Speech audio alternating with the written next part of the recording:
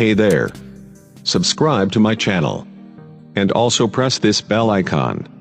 So you never miss any new updates, cause whenever we upload new video you will get a notification on your phone.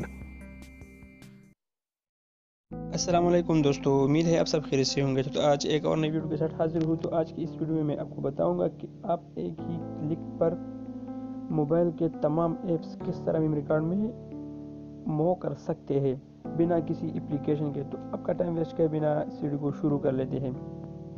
तो आपको सबसे पहले क्या करना है, आपको मोबाइल के बैकअप में जाना है। जब आप मोबाइल के बैकअप में जाओगे तो यहाँ पे आपको एक ऑप्शन मिलेगा पर्सनल डेटा।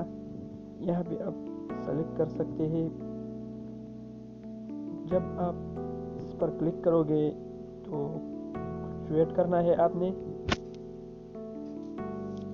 तो यहाँ पे आप देख सकते हैं कॉन्टेक्ट आ गया, मैसेज आ गया, पिक्चर, कैलेंडर और म्यूजिक। यहाँ पे आप जो भी मूव करना चाहते हैं आप कर सकते हैं।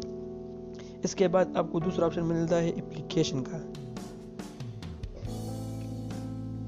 तो आपको यहाँ पे वो सब एप्लीकेशन मिल जाएंगे जो आपके मोबाइल में है। तो आप यहाँ से easily backup to SD card पे क्लिक करें तो यहाँ से वो सब एप्लीकेशन आपके मेमोरी कार्ड में मूव हो जाएंगे।